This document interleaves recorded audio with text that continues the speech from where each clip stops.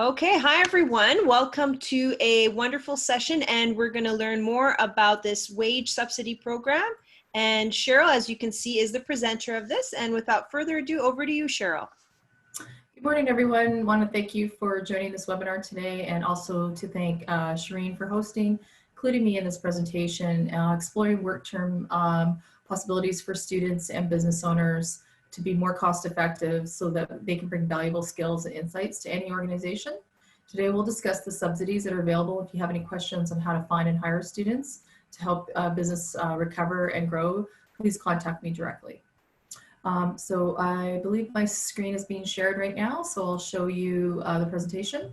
The Work Integrated Learning Program, which we classify as WIL, is a digital program for hope in uncertain times during this pandemic.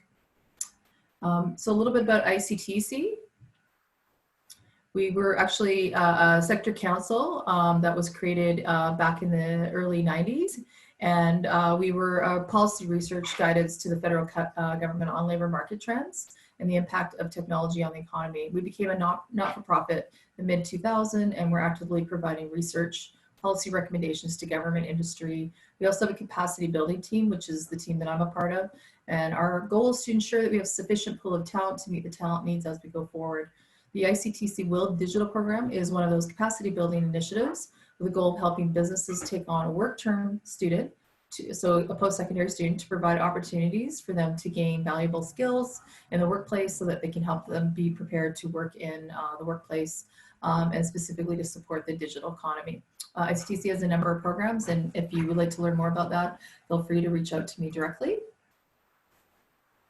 So what we'll be discussing today is the work integrated learning, and WIL is all about preparing students to enter the workforce, as I mentioned, after graduation, so they would be employed during their school time, and it would provide the employer with an opportunity to really get to know a prospective future employee. Okay, so just to reiterate, so basically this is a program where you offer the wage subsidy if they hire students as part of it. They have to hire a student. That's what WIL is for. It is strictly for post-secondary students in Canadian institutions anywhere in Canada. And I'll go over the details of what's involved and where you would apply. And everything would be online. Excellent. Okay. So to support employers, so the program is to support employers who provide a work integrated learning opportunity. So what that means is that the student would be in the workplace or learning remotely through a work term that are both federally and provincial wage subsidies available to business owners. So you can get provincial funding, and you can also stack it with our funding, as we are a federal funder. And Canadian businesses can apply for both in many cases, and that creates a compelling reason for anyone to take on a work term student. So imagine like having the ability to take a student on to train who would do the work for you. And I will be briefing you on the WIL digital subsidy and about the post-secondary education training and labor, which is basically what will be, that would be what this program really is entailing. We work with those post-secondary programs in Canada, and the students would be in a co-op, or they can just be enrolled, and there will be an opportunity to ask questions if there's any questions after. Excellent. Hey Cheryl, just a heads up, there's a box showing there in the middle of your site. It's gone now. Perfect. Okay. So funding for our WIL program is provided through the Government of Canada. It's a student workplace program, so we classify them as ESDC. There's a number of SWIP partners in Canada that provide funding for different industry sectors. You can find more about that on the federal government WIL programs on the government website, but predominantly we're part of that Information Communication Technology Council. That's myself, ICTC. There's TechNation, Canadian Council for Aerospace, Environmental, Biotalent, Electricity and Human Resources, Mining, and Venture for Canada. So these are programs that most businesses would know, and if they don't, they can find other opportunities there as well.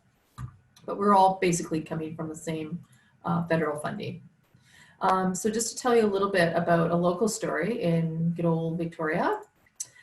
Before we get into the details, I'd like to share the story of the Ocean Robotics, Open Ocean Robotics, and their experiences with the work term students.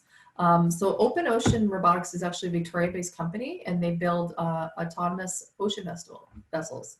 So in the in 2018, Julie and Colin Angus were working out of the garage with this vision. They needed some help with the electronics for their prototype.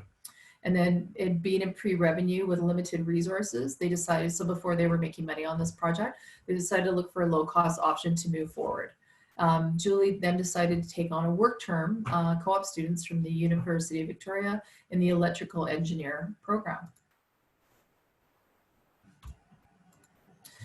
So in May 2019, Julie applied for the ICTC funding to help keep their costs down and brought on two students as members to help them with their project. So these are post-secondary students from UVic.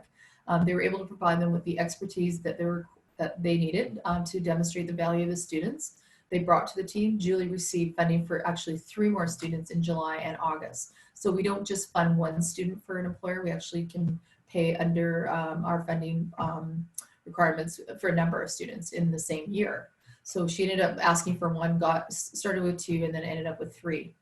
And clearly they've been very successful, in part because of the talented students they brought on in their pre-revenue stage to help them grow. And as you can see, they've won some awards in the area of their industry, which ocean robotics is quite a growing industry in British Columbia.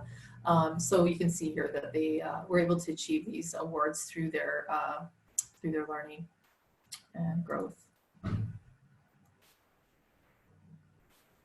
So basically ORR, we'll just call them, ended up hiring one of the co-ops as a full-time employee. So this is, again, another opportunity to meet students in an intern role. We pay for it up to a percentage. And then Julie basically hired that student to become a full-time employee. And Julie's applied for other work-term students this summer. So she's continuously using students in Victoria area for her business. And the 2 people on this webpage either were co-op students or now instrumental in the success of the OOR program, which is the Open Ocean Robotics. So you can see. So typically how it would work is a student would receive a salary in the range of $15 or $20 an hour, depending strictly on the employer. So the employer would pay the student for their work term while they're in this program. With no subsidy, there's typically a large cost for the employer to do that. If they wanted to take the money out of their own account, that would cost higher. It might be a barrier for many businesses and organizations. With ICTC will subsidy, the expense is significantly less. We don't pay 100% of the wage, we pay a portion. And then this summer, by combining ICTC's federal subsidy with the provincial subsidy program, summer work terms can be very cost effective. So in some cases, not 100% coverage, but you can get more than even ICTC is willing to. And that also would come into play. There's other funders in British Columbia, such as Innovation BC. They will also stack funding with ICTC. So that just means that you have more opportunities to afford a student in the workplace. So our WHALE digital program is funded, as I said, by the Canadian government and through the Student Work Placement Program. If you ever hear of the term SWPP, SWIP, we know that that's what it stands for. Applying for a WHALE subsidy is very, very easy, and a very broad range of roles can qualify for funding. A lot of people get confused when they go to our website. They think we're just a WHALE digital funder, and actually, for example, we can share with you like just a traditional role that would normally be considered as IT roles, as you can see. Yeah, I see a little box there. I don't know what that's showing. So again, traditional IT roles would be like a game designer, intern, programmer, mobile application developer. But a traditional engineering role would be like manufacturing, a typical engineering co-op, or an embedded engineering intern. So again, you can also hire other faculties. It's very broad in the way that we allow funding to be eligible for almost all. So other digital tech roles that our funding is available for are business development and digital marketing. So a lot of people right now are looking for that type of role, but it's interesting that a lot of people didn't know that that's what we'd also be able to fund. So financial administrators, interns in operations, design, marketing, associates, analysts, research assistants, tax analysts, communication coordinators, a digital contract management intern. Want to make a note too that these students would be hired on as an employee, not a contractor, because they're going to be paid through the employer's payroll system. And after that, we would basically pay the business owner. So again, another ideas for any type of employment that is available for our funding to the business owner would be technical research, website management, product management. You can see all of the opportunities here, communications research. So basically identifying opportunities for any kind of businesses that need to have these types of supports in their payroll. So you would, this would again be supporting full-time staff who plan, schedule, execute, document annual maintenance and responders of any kind of training programs. So this is basically the outline for the Will Digital program. We pay 70% or 50%. So 70 up to $7,000 for any underrepresented student, or 50%, which is up to $5,000. Again, we do include provincial subsidies. And considered under the 7,000 amount would be an underrepresented group, which would be a woman in STEM, which is science, technology, engineering, and maths. Indigenous students, recent newcomers to Canada, must be within 5 years. Students with disabilities, or a first-year student. So the only thing that we would not currently fund right now through this program, because it's Canadian, is international students. So no international students are eligible right now for this program. So the business requirements for the employer would be that they must hire post-secondary from a public university. So no private colleges are eligible for this program. The business can be a profit business or not-for-profit. It must be registered in Canada, must have a safe work environment. When in the past, we normally had students in the workplace. That's a requirement to have general liability insurance. So student is covered under WorkSafe insurance.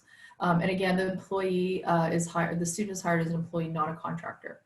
The position requirements are typically around IT or digital tech, but it's really using any technology. So it could be technical sales or digital marketing, can be a full-time or part-time position, must offer a meaningful will opportunity. And what that means is basically giving the students some kind of opportunity to learn on the job, to be mentored and trained by the employer, and that they're not just filling in a role for someone who was recently laid off. So that's not the opportunity here, is to train students so that they can be employable when they graduate from their programs. And hopefully, if the operations are very happy with the student, they would eventually hopefully hire them as a permanent employee, but there's no obligation to do that. So again, not to replace any displaced staff.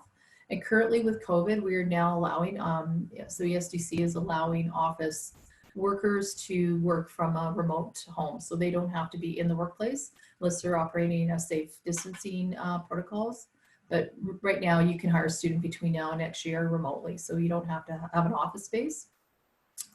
And net new is something that is just it's a legal term around number of students that are allowed to be working. And that is something that will eventually be eliminated. So basically the new updates for this year and fall 2020, this is approved changes from ESDC, is basically all post-secondaries now qualified. They don't have to be in a co-op. They can just be enrolled in university. They just have to show proof that they're enrolled, that the duration and start dates are now flexible. It used to be you can only hire students during their terms that they were in school. They can work any type of start date or end date. Remote placements are allowed because of the protocols around COVID.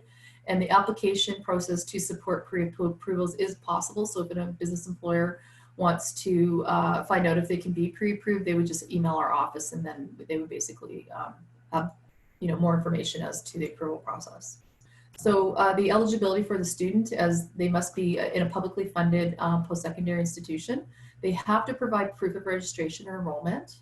So they can be a full-time, part-time student. They can be an undergrad, master's, or PhD. So any discipline. So that means not just digital, not just computer science, not just engineers.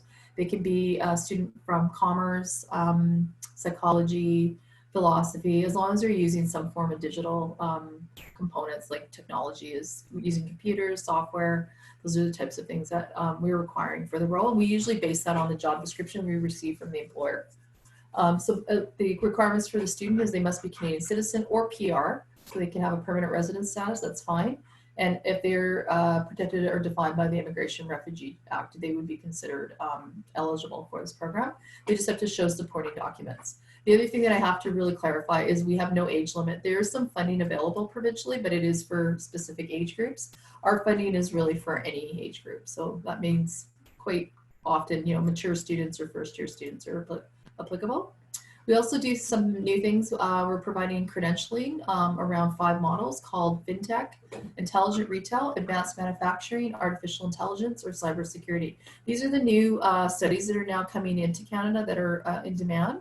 So what this means is we're going to be providing with the employer a certification to the student to learn these types of things. They would do an online program from their home, and they would learn additionally, it's like an online course that they would take, and then they would get a certification stating that they're eligible to work in these types of industries. So FinTech is the one we just recently launched, and that we're working on the other 4 models. The FinTech is financial technology. So if they're doing any kind of counting, things like that, this is a great opportunity for the students to gain some more applicable skills to add to their resume. So the submission steps are quite simple. We just check the eligibility of the employer through their entry. They're the ones that initiate the contract. They would enter their name and email on their online portal, and then they create a profile. After they've obtained a student that they want to hire, they would enter the student's information into the system. And then once the student has uploaded their proof of enrollment and their citizenship, they would be issued a contract from our finance department. And from that point on, the student can start working with the employer. So again, here's some other steps that show the company profile starts, then the placement would put their info in. Once the information from the student is uploaded, we typically are approving the applications within a week. Typically in the past, it took 2 weeks to do. So now we're having so much intake from employers right now are using this funding. It's sometimes very new to them, so they didn't know they could hire immediately. And I always recommend that employers apply first, and then when they have the students, then they'd be approved. So this is our portal. If you're ever out anywhere and don't have our card or access to the information, all you have to do is put wil.digital into the web server, and basically you would see where you would apply. And everything is online. You hit the apply now. You would just start here with your email, and then you'd be given a password. And then from that point on, that is your contract online that you would use. If there's ever any doubt as to how to do anything, there's a downloadable PDF application guide for employers. So this makes it very simple. It talks about all the things I've just mentioned, the 50 to 70%, depending on what type of student you get. And then the fact that it's just very online. There's no forms to download or fill out. There's no letter writing. The only thing that's required from the employer and the student is a lesson plan that would talk about the activities the student would be doing in the workplace for the employer. So it's something that we have to share with ESDC. And then again, another example of just, there's a contract, we would need the banking information to know what to pay, where to pay the employer. They share a lesson plan with us. It takes 5 to 10 minutes to share that. We would check halfway through the term, and they can use a student between 1 week to 16 weeks. So we typically pay up to 50 or 70% for 4 months of them using this funding. At the final evaluation, they would be reimbursed for any of the percentage of the wage subsidy that they were able to receive. So we reimburse the employer after the student completes their placement with the employer. So again, we just check in with the student and the employer halfway through and at the end, just to make sure everything is, everybody's happy, everybody's working together. If you're not satisfied, if either parties are not satisfied, they can basically, reapply and get another student if they choose. That's why we do the check-in at different points. So just some basic facts about our program. The placement can be less than 4 months, or it could be 4 months, or it can even be more than 4 months. We've often placed interns in an 8-month period. We just do 2 contracts of 4 months.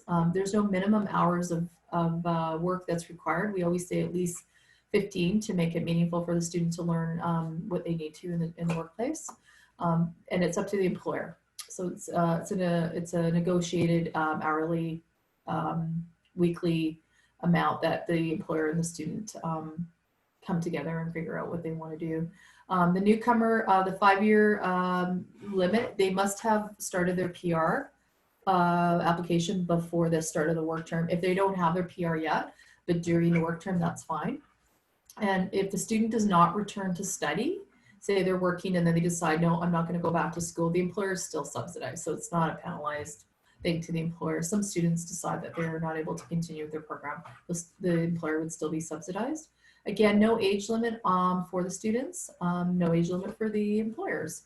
Non-for-profits are eligible. So any charities or nonprofits that are not already federally funded, because you cannot stack funding in Canada with 2 federal, they would be eligible. And there's lots of registered charities that do not get any federal funding. So they would be eligible for this wage subsidy, so they can hire someone to help them in their charity.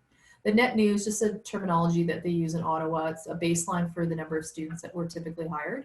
So if the employer hired 1 this year and they use this funding the following year, the requirement is that there's an expectation to hire 1 extra. So it's because a lot of employers use this funding every year ongoing. This is why we always set a baseline, but I believe that's going to be eliminated in the fall. So it doesn't matter how many students the person uses or does not. So if you have any additional questions, you can actually reach me directly at my email, which is c.serpanchy. That's my first name and last name, Cheryl Serpanchy at ictc-ctic.ca. And my direct phone number in Canada is 1-204-390-4548. I can take questions today if there's anybody on the line. And if not, I would love and appreciate if you would add me to your LinkedIn. If you're interested in communicating through LinkedIn, that's fine. I'm typically connecting with more business owners there. We would like help with letting people know. So I really appreciate Shireen in promoting this program today. You have a question.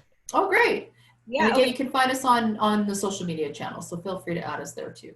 Yeah, unfortunately, due to time constraints, we won't be able to take too many questions because I have to jump onto that meeting. But this question is saying, how long is the whole application process? So from the time they fill it out, how soon, or it all depends, would you say? Well, basically, it's it's the initiative of the employer. They must apply first, and then they add the student. So as I always find, as long as the student has been entered, it doesn't take more than a week. If they email us and need the information to see if they're approved quickly, they usually email us, and then I kind of, remind my team in Ottawa, please, can you process this application? Because they want to hire the student almost immediately. As soon as they apply, they sometimes want to hire the same day, but we need to see the student's information before we can approve anything. And sometimes there's a backlog. Like right now it's busy. So we've got a smaller team in Ottawa. We're looking to hire 4 more positions. So we're looking for some employees in Ottawa area. So if anybody on this call is looking for work, I can send them more information about that as well. We have 4 positions based in Ottawa and Quebec right now that are available. The next question is, hold on 1 second. Let me try to read it. It's just to my email. Try to word it properly. Okay, so they're asking that if they do apply for the program, how many can they have essentially? As many as they need, as long as they can cover those salaries. So, yeah. Okay. All right. So there's no cap. No, there's no cap. If you need 10 students or 20, one employer in Ontario is looking to hire 50. And when we spoke, she would like to do an online retail training for all businesses. So she needs to look at students in every city, and then she'd also like someone to help her with business development in every city. So I might be putting her in touch with you, Shireen, because she's an awesome woman. She's trying to get any businesses that are currently have a storefront to turn into an online retail business. Absolutely. And she understands a lot of employers really struggle with onboarding and even just how to go virtually, because everything is being pivoted now to be an online environment. Like digital is the future. And we printed a report a year ago that I can share with anybody. There were expected 300,000 new jobs between now and 23 in the technology sector. That's probably tripled since COVID has come into play. Absolutely, right? Innovate or die is always exactly.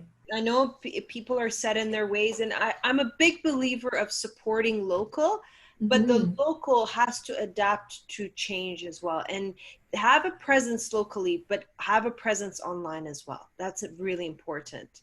Yeah, and I mean, the fact that we're doing this today is an example of how to do business in Canada. Like we are now becoming a smaller global community. Like I can do business across the region, and I'm doing it actually faster, more Yeah. often, because instead of being out in Victoria or in BC or Alberta, I'm actually making connections with people hourly. So I know how busy we both are, and we have a lot of clients.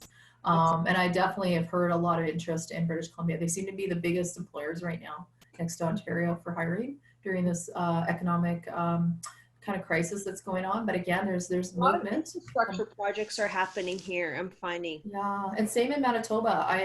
I'm new to Manitoba. I just moved here a year ago from Victoria, and I would have to say, even when I looked at homes this month, every home I looked at was sold within a week. Wow. So there's a lot of development going on. There's a strong economic community here. But again, it's like you said, local is great because everybody that can share what's going on can often help each other. So again, it's a collaborative environment here. Mhm.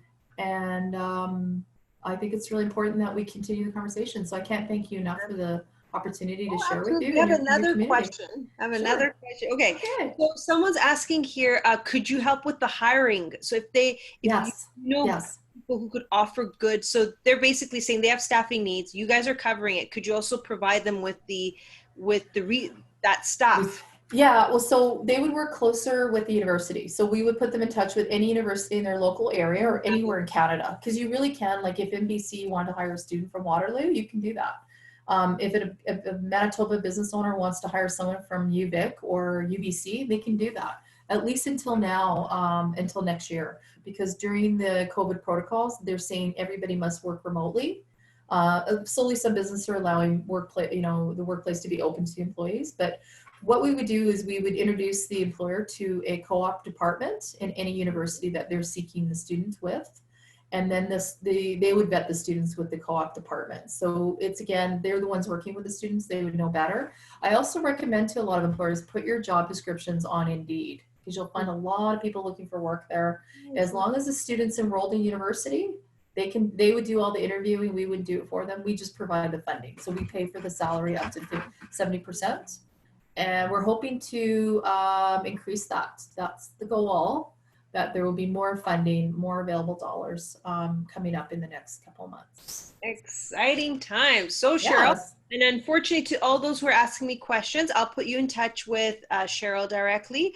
We're going to have to end because I got to jump on another meeting here. But thanks so much for your time, and thanks for helping out our fellow Canadians in achieving, more opportunities for all of us. You're awesome. Thank you. And I am not in Hawaii, but I'm fondly wishing and hoping that we all can get out and in the world and travel. And I hope to meet you in person one day, Shireen. Can't thank you enough for all your support. And I think you're an incredible addition to the economic development that's going on in that province right now. So I thank think you. hey, you're helping people. You're giving them money at times we need money. I often find it hard giving the money away. I wish more people would take it. So tell them to reach out anytime. Absolutely. You're awesome. Take care. Have a Okay. great day, Cheryl. Okay, thank you. Okay, you too. Bye. Bye.